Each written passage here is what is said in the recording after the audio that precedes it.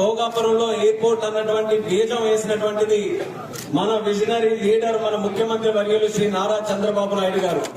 నిజంగానే భోగాపురం ఎయిర్పోర్ట్ నిర్మాణంలో చంద్రబాబు నాయుడు గారి కృషి ఆ స్థాయిలో ఉందా? కొద్దిగా వెనక్కి వెళ్లి పరిశీలించాలి. 2019 ఫిబ్రవరి నెలలో చంద్రబాబు నాయుడు గారు తొలుత భోగాపురం ఎయిర్పోర్ట్ కు శంకుస్థాపన చేశారు. మరో 2 నెలల్లో ఎన్నికలు ఉండగా శంకుస్థాపన చేశారు. ఆ ఎన్నికల్లో చంద్రబాబు నాయుడు గారు ఓడిపోయారు. ఒక తట్టడి మట్టి కూడా పక్కకు తీసి పెట్టింది లేదు. పైగా ఎయిర్పోర్ట్ అనేది ఎక్కడ నిర్మించాలి, ఎలా నిర్మించాలి అన్నది కూడా ఆ రోజుకి నిర్ణయం కూడా తీసుకోలేదు. పైగా భూసేకరణ కూడా పూర్తి కాలేదు. ఎలాంటి అనుమతులు కూడా లేవు. వైసీపీ అధికారంలోకి వచ్చిన తర్వాత అసలైన సవాల్ ఏంటివి అనో బయటకు వచ్చాయి. చంద్రబాబు నాయుడు గారి ప్రభుత్వం సరైన పరిహారం చెల్లిస్తామని హామీ ఇవ్వకపోవడంతో చాలా మంది రైతులు హైకోర్టులో పిటిషన్లు వేశారు, మేము భూములు ఇవ్వమని. జగన్మోహన్ రెడ్డి ప్రభుత్వం వచ్చిన తర్వాత అలాంటి రైతులను అందరినీ ఒప్పించింది. పరిహారం పెంచి ఇచ్చింది. ఇంటి నిర్మాణం కోసం, పునరావాసం కోసం కూడా అమౌంట్ పెంచడమే కాకుండా ఇళ్ల నిర్మాణం కోసం 5-5 సెంట్ల చొప్పున స్థలాన్ని కేటాయించింది. ఇలా అన్ని విధాలుగా రైతుల్ని, ఆ భూములు ఇస్తున్న వాళ్ళని ఒప్పించి ఏకంగా 960 కోట్ల రూపాయలు ఖర్చు చేసి 2751 ఎకరాల భూసేకరణను కూడా వైసీపీ హయాంలోనే పూర్తి చేశారు. వైజాగ్ పోర్టుకు, భోగాపురం ఎయిర్పోర్ట్ కు మధ్య లింక్ కలపడం కోసం రహదారి నిర్మాణానికి అనుమతుల్ని కూడా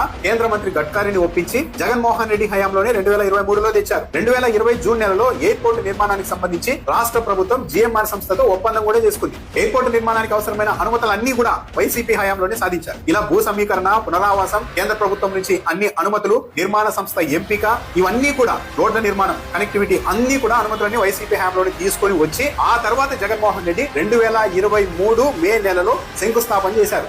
అదే కార్యక్రమంలో జగన్మోహన్ రెడ్డి ఆ రోజు చాలా క్లియర్ గా చెప్పారు, 2026లో ఈ ఎయిర్పోర్ట్ నుంచి విమానాల రాకపోకలు మొదలవుతాయని చెప్పారు. కరెక్ట్ గా ఇప్పుడు 2026లోనే మొదలయ్యాయి. అంటే జగన్మోహన్ రెడ్డి ప్లానింగ్, ఆయన చేసిన ఏర్పాట్లు, అనుమతులు అన్ని తేవడం వల్లే ఈ రోజు ఎయిర్పోర్ట్ నిర్మాణం అనేది పూర్తయిందన్నది చాలా స్పష్టంగానే అర్థమవుతుంది.